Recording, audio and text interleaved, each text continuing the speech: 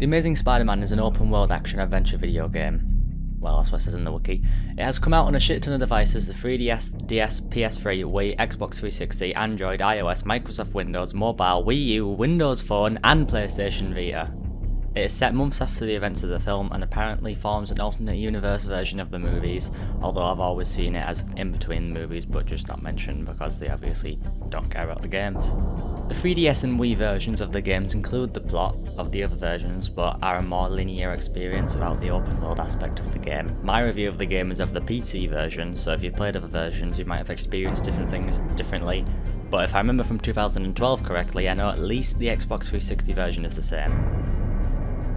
A number of cross-species experiments by Oscorp using Kurt Connor's research escape into Manhattan and infect its population of a deadly virus which forces Spider-Man to join forces with Connors, who is the Lizard, to help find the cure whilst also fighting the new Oscorp CEO Alistair Smythe, who wants to become the city's saviour and kill Spider-Man and Connors. It's actually quite dark at times and I found it really fun, and even Felicia Hardy, who is Black Hat, appears at some point. Should also probably warn you, I only touch lightly upon side content, as I do enjoy it, but I just play for the main story and I don't bother to do all the side content. So if you wanted, you could do a lot of the side quests early and you could probably make yourself, or you could level yourself up a lot to make later missions a lot easier.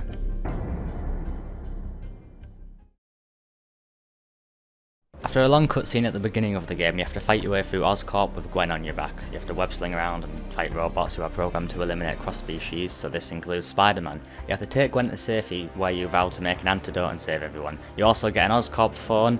It took me ages to figure out that the button you actually pressed to open the phone was tab, because I kept thinking, what the fuck are those lines? I need to get the others before this really gets out of hand. Pete, I think we both know that this is already out of hand. Dr. Smythe will have some answers. Find him. I'll try, but Gwen, I have to ask, what's gonna happen to you? I don't know, but it's not going to be good. I'm infected, Pete. We all are. You remember what happened to Connors? This only leads to one thing. But what about the antidote? If it worked before, then... Connors was exposed to an earlier strain. You couldn't even call it a virus back then. It's evolved, mutated. There's no antidote to cure this. What if I stop all the cross-species? There's no question they should be stopped, but even if they are, there's still a risk that the virus will spread.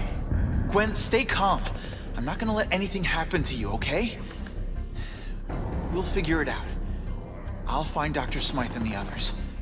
Hopefully, it's not too late. Wait, Peter. Take the Oz phone on the table. The what? It's the name of the Oscorp phone. It's still a prototype, but at least I'll be able to call you. Okay. I'll get back as soon as I can.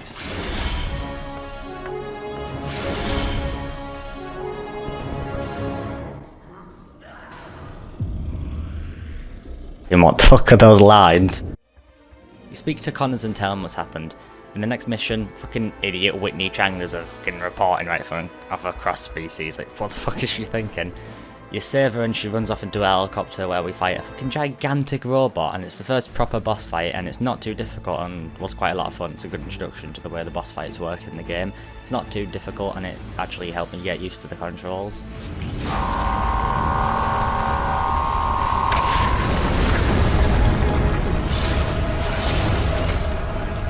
Okay, Smythe. This is a little bit of overkill. Later on you then speak to Connors again and this time we break him out. It's a good introduction to the combat system and it's quite fun, but the breaking out of Connors has its repercussions because lots of people break out of the insane asylum, such as Felicia Hardy. Throughout the rest of the game you can send them back to the asylum as side missions, but this frames Spider-Man as the bad guy in the public eye and is the downfall of his reputation in this game. You bring Connors to the apartment that you're currently staying at, owned by Stan Lee, where Connors sets up his lab. Now I'm not going to go over exactly every main mission, but I will go over the ones I see important, or at least the aspects that I saw, which is a cheap excuse for I forgot to record some. There's a mission where you find Whitney Chang looking for what you are, which is Connor's laptop, and in return you get her camera, which you can use in missions, but it's optional. Certain side missions require it, and you can also use it to get special suits for Spider-Man to wear. I couldn't actually be bothered to unlock all of these, but I'll put up an image of all the suits in the game. For a while I used the black suit in missions, because that's always been my favourite. You go into the sewers and find Oscorp robots and also a really annoying boss fight. Connors makes an antidote which you break into Oscorp and deliver for Gwen, but Smythe takes it instead. Luckily the antidote had faults, or not so luckily, and just makes Smythe worse. It ends up making him disabled and he is still across species. It sends him mad and he becomes an enemy in the game. You have a large and surprisingly difficult, at least for me, boss fight, and then you escape Oscorp. But it's not over yet. You have to fight a giant fucking snake robot thing. You smash it into Oscorp, but of course it's not over yet. This was one of the worst boss fights in the game for me, and it's the first of many that consists of extremely irritating and confusing dodging lasers, which is just, who the fuck thought of that? It's also where for the first glaring problems of checkpoints came clear for me. At certain points of the game there was really not enough checkpoints, or they're not in good places. I kept getting killed and having to go right back to the beginning of the second section of the fight, and it was not fun at all to play this part. You get back to your apartment extremely damaged and you end up falling asleep. Connors realises something and takes a sample of your blood, finding the cure as Peter is the answer. You break into Oscorp again and you have to fight lots of guards to get in, stealthy or not. I personally found it very difficult to do this part stealthy as they kept seeing me, but I do find the stealth fun when it's not like this. I found the stealth in this game a bit tedious at times. In another section is one of the worst parts of the game for me, this annoyingly difficult section of fighting guards, then opening the door and fighting these robots. This would be okay if the checkpoint wasn't at the fucking beginning of this section, taking me back there whenever I fail until I beat the robots, which was challenging because there's so many. After adventuring your way through the destroyed Oscorp some more, you locate Gwen and she seems to be dead. And it works! Gwen? Gwen! Gotta hold on! For me! Gwen! Gwen, you gotta fight for me!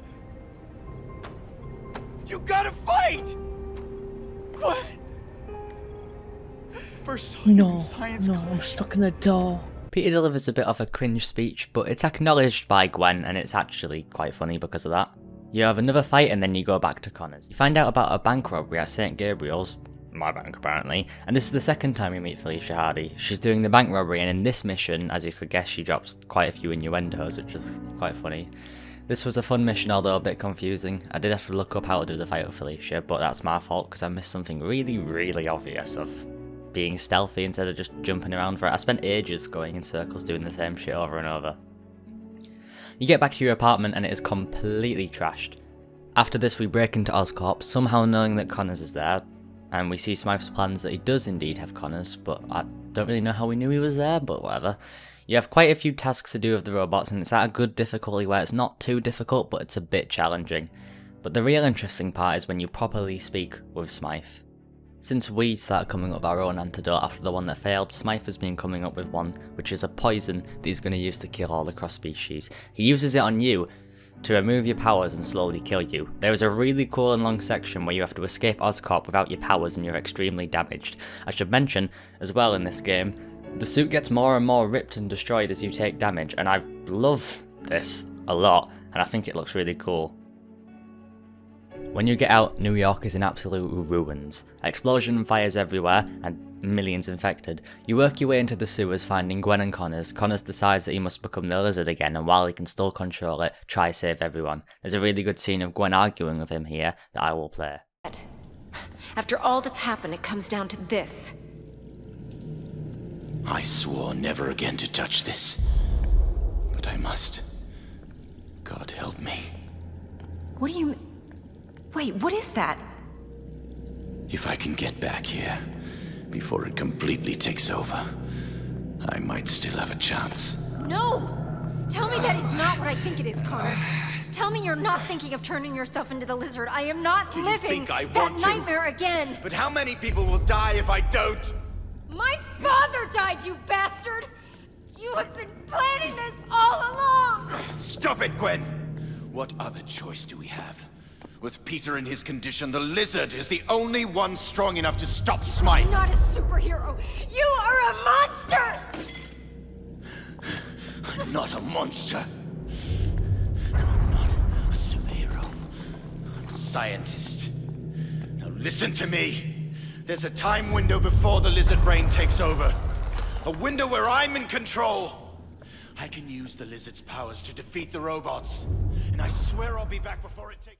After this, your heart stops and Gwen brings you back. You're feeling a lot better and she's got an idea that might work that could give you your powers back. You navigate your way through New York for a while when Whitney Chang picks you up in the helicopter and brings you to Smythe's robot. Most of the boss fight with Smythe is quite easy, but when you get to the bullshit of laser dodging and terrible checkpoints, it took me a while to get this. You get Smythe arrested and then have to chase the lizard into the sewers again. I should also probably mention you did get your powers back in this bit by an idea that Gwen came up with, which wasn't the smartest of things written, but I did quite enjoy it, and it felt good to finally have his powers back. There's lots of challenging fights and confusing parts to go through in the sewers to reach the lizard. Once you've navigated through more of the sewers, you find Gwen and have to help her out. This consists of fighting off cross-species to protect her while she does something, and those really annoying ones that shoot shit at you. It's quite a good emotional scene with Peter and Gwen here. And exit lizard stage right. Glad you're doing better. Thanks. You saved me. Twice in one day. Well, what's the point of saving the world if Gwen Stacy's not in it? The robot. I've loaded it with enough serum to... yeah. Nice way to change the subject. Someone has to keep you focused. I appreciate it. So, what do we do about Connors? Inject him with some of this good stuff, then spread it to the city. Sorry. I had to do it. Now. Because later I'll be lizard food? Just get out there. Go save the day. Sweetheart, this ain't the first time I caught a scientist who mutated into a giant lizard. The hunter will help you find him. Be careful.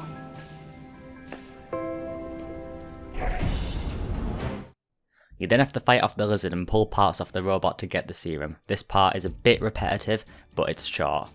There is a long and decently difficult final boss fight with the lizard where you swing around the area that you're at and web the lizard to stick him and attack. I found this quite difficult, but mainly because I didn't understand what to do for ages and I just went in circles. At the end you end up giving Connors the same serum and return him to his human form. The game ends on the news report by Whitney Chang as Peter watches it with Gwen. New York saved from the virus and Spider-Man finally loved again as the truth is revealed around his work and that he was trying to help people all along. But they learn Smythe has escaped prison, and Peter immediately launches into action, but Gwen has something to say. I'm being told that Dr. Smythe, who was arrested earlier today for his involvement in this crisis, has apparently escaped police custody. A guy in a wheelchair ran away from the police? I gotta do something. Tomorrow. Deal with it tomorrow. This is Whitney Chang with... After the credits, you get an extra scene of Smythe breaking back into Oscorp before this happens. I can feel my legs again. I'm turning into one of them. They think they saved the city. But how can you regain your humanity when the beast infects your soul? I did the right thing. I had the answer.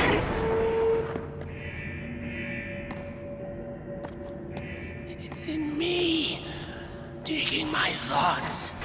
My body! I will not live like that! I am in control. In control! I am not one of them. I will never be one of them! Species detected.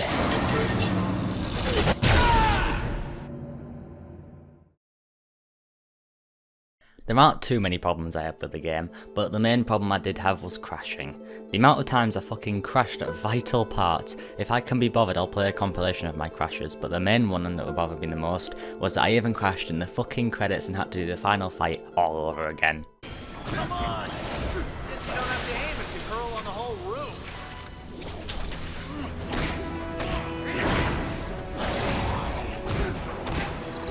So this server, yeah. Oh wow, is that Venom? No, Scorpion. Scorpion. Yeah, it's Scorpion, apparently. Is this like a monkey? Cross species. Oh, Your way of like peace. oh my god, it's Computer.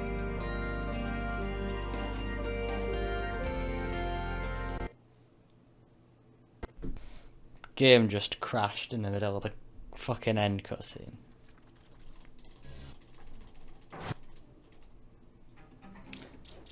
So if I have to do a single thing again.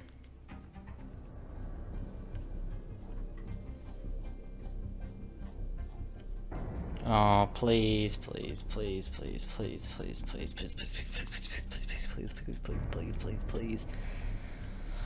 Please, please, please, please, please, please, please, please, please, please, nothing. Oh my god! The FPS was great throughout the game and performance was great across pretty much everything apart from this section, so I'm not sure if it was just a problem for me, but the fight with the loads of cross species in the sewer made my FPS drop massively and it was really irritating and almost ruined the fight for me. Mouse movement. I'm not sure why, but for some reason throughout the entire game the mouse movement was a bit off for me. It just wasn't smooth and was disorientating at times. I think it would be fine with a controller, but I'm not sure if it was just a problem for me or something like that, but I thought I should mention it. The options were a bit difficult at times, mainly in combat, but the only reason for this was some buttons did the same thing, but depending on what you're doing. But this meant they interfered with each other a lot, like special attacks and shooting webs. I kept, while trying to do the special attack on them where you web them when they're stunned, I kept just end up shooting webs in random places, or instead of shooting webs, trying to pull something that wasn't there. It was just extremely irritating. And one big one that I won't go that into detail with, as it is well displayed in this video, is the checkpoints for boss fights. I'm only going to talk about this a little bit as it wasn't very present, but the tracks in the soundtrack were quite good, although a bit repetitive because they played the same ones very often. I felt like they should be more present in the game and more lively and in the face. Some people prefer soundtracks that are more like background music, intended to help with the story or gameplay but not be a focus, but I like my soundtracks to be over the top and a massive focus, and in many, TV shows and movies, I like the soundtrack to be just as much a performance as the actors. The Amazing Spider-Man is all in all a really good game. I had a really fun time playing it, and it had some faults, but there was nothing damaging enough that it ruined my experience of the game. The story's great, and as I previously mentioned, it really gives you a sense of urgency, and I honestly felt like I couldn't put the game off, which is why I finished it in only 6 hours of playtime, which is quite short for me, and that's over a few days at least. Found it enjoyable and interesting. Some of the fights were challenging enough that it actually felt like an accomplishment to beat them, but it wasn't too difficult where I didn't end up finishing it. I would highly recommend this game to anyone who likes Spider-Man or games of the sort that are open world, and to finish this off I'd give the game a good 8 out of 10.